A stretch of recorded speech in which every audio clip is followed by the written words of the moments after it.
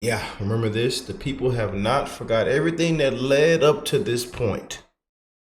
Couldn't beat your political opponent fair and square. Thought y'all could turn everything blue.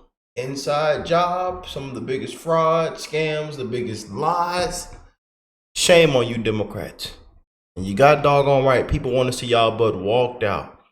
And not just Democrats. It's a whole bunch of people that need to be held accountable. Accountability. The hell with presidential immunity. Go get Obama, everybody. They need the same god doggone treatment. You got doggone right. Officers arriving, and now we see the SUVs here pulling up Anderson. And they are pulling up here now to the door. Can you guys stand back? And we see several of the SUVs here, Anderson, pulling up to the corner, and the former president Donald Trump peels all out in the middle of the street. Step out of kangaroos all out in the middle of the freeway, in the middle of the intersection. Kangaroos. People didn't know what to believe. Still don't know what the crime is. Raids and all kind of stuff. Just a disgrace. But the people have not forgot. This SUV and enter the Manhattan DA's office, where he will be placed under arrest. And here it is. From what we can see, a couple of the Secret Service agents now getting out of their cars here down the street on Hogan Place in front of the Manhattan DA's office. And there he is. And waving to the crowd. There he is. We can see him here, Anderson. And his back is to us, and we can see him slowly walking. Shimon, we have an over-the-head shot that we're looking at now of the former president walking down with several of his Secret Service officers walking into the building. Gave him a beautiful mug shot and everything. And guess what? He's still your 47th president. Want to really see something that said, take a look at what happened. Hey. Why this beat so cold?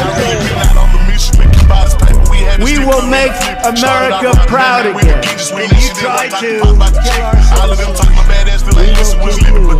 We will make America wealthy again. And yes, together, we will make America great again. I hate to say this, but President Barack Obama, there is now incontrovertible evidence that he was the spearhead of a seditious conspiracy to subvert the will of the American people and overthrow the United States government back in 2016. We must, absolutely must, hold every one of these criminals accountable for the crimes that they committed. They are the most heinous crimes committed in American history. James Comey, John Brennan, Clapper, Rice, Biden was in the meeting in July 28th in the Oval Office. They briefed Barack Obama on Hillary Clinton's plan to, quote, tie Trump to Russia collusion lies. It consumed our national discourse for 5 years. It undermined the sitting duly elected president. It sabotaged administration. It framed a three-star general. It destroyed and ripped this country apart. We had a constitutional crisis, the likes of which I don't think any American can fully comprehend. It is atrocious, and every single one of them must be held accountable. Why was there a raid at Mar-a-Lago? What led to that raid? What led to the appointment of that special counsel? Whatever they were looking for, they didn't find. President Trump endured an unprecedented raid at his home in Mar-a-Lago. President Biden's home, however, was respectfully browsed. And meanwhile, the Biden presidency by auto pen went on for years. It's worse than Watergate. President Biden is facing no charges, assuming President Trump was in possession of said classified documents. Would those documents be more secure, surrounded by Secret Service at Mar-a-Lago, or in a box in a garage behind your Corvette? No, the answer to that question. If you are a Trump, you'll be prosecuted. If you are a Biden, you'll be protected. And the American people that I represent are sick and tired of this double standard.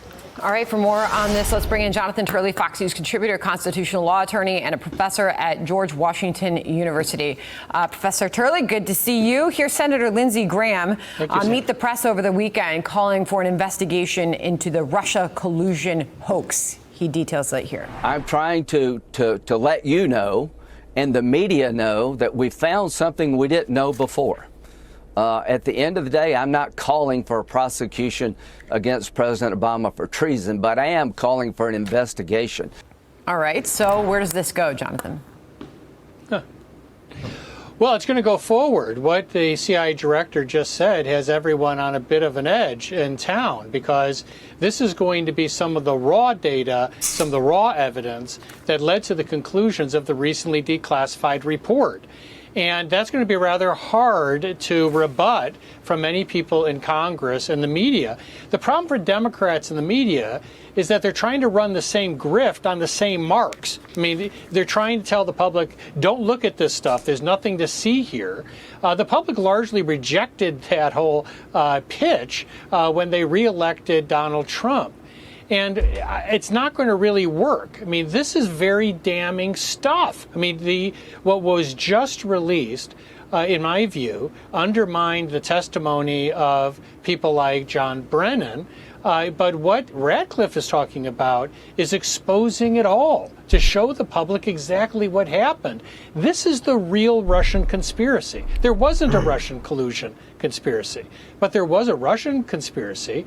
It's when John Brennan went into Obama in 2016 and said, we just heard Hillary Clinton is going to come up with a Russian collusion claim to hit Trump in the election. And then months later, it was Brennan, according to these documents, who overruled his own staff to get this infamous dossier included in the intelligence assessment. Yeah, to that point, this is Senator Tom Cotton saying that the classified annex of the Durham report must be declassified. He said it earlier today. Listen. We need to see the classified annex of John Durham's special counsel report to know exactly what John Brennan and Jim Clapper and Jim Comey were saying to Congress about these matters. So I think we're moving in the right direction. Do you believe that will happen? I think it very well could happen. That this administration so far has been one of the most transparent in history. I mean, even the critics have got to admit the degree to which they've declassified material and made available material is really unprecedented. In this town, information's the currency that it runs on, and it's closely held. But this administration has really opened up these files in a way that are historically important. I mean, this Russian conspiracy to create this collusion narrative may be the single most impressive political hit job in history. But it took an all-on-deck effort. It took Congress, it took the administration, it took the media. They all had to do this. And not surprisingly, many of these same figures are just vehemently telling the public to look somewhere else.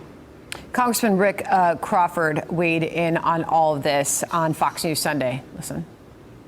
The whole Russia collusion hoax, which is exactly what it was, a fraud perpetrated on the American people at the expense of President Trump. That whole deal was done basically saying that President Trump was an active participant, was colluding with the Russians to manipulate the outcome of the election. So now when it comes to the statute of limitations, Radcliffe addressed that when he teased these new documents that will drop. He said the statutes of limitations won't protect figures like John Brennan, James Clapper, or Hillary Clinton since, quote, the people behind this are still furthering the conspiracy, Jonathan. You agree? Yeah, this is why they call conspiracy the darling of prosecutors, because it is very malleable. It can be crafted in a way to get around statutes of limitations. The statute of limitation on perjury is 5 years. What Radcliffe is saying is that this was an ongoing conspiracy, an effort to conceal this information. A court would have to look at that, but at a minimum, these people face an indictment in history that what Radcliffe is talking about releasing could finally tell the public how this all began. Keep in mind, this worked. You know, right? They rushed this second assessment, which essentially flipped the first assessment at the end of the Obama administration. Even when the CIA was telling them, we don't see any Russian collusion, we don't see any impact on the election. They did that and seeded the eventual Russian investigation, and that consumed much of Trump's first term. So it succeeded. But that bill's come due now, and we're going to find out how that came about. Sandra, also keep in mind, some of these members are saying, well, you know, this isn't new. We knew about this all along. Well, that's the problem. You had people like Representative Schiff, now Senator Schiff, who even contradicted the special counsel when he said there was no Russian collusion and said, he in there begging for a pardon. These people need to be walked out with their hands behind their back. He in there begging to the machine for a pardon. Begging the auto pen for a pardon. I've got secret information that shows that he's wrong. He never produced it because it doesn't exist. Wow. Just can't make gives us this a up, lot to watch, a lot boy, oh boy, oh coming. boy. All right, Jonathan.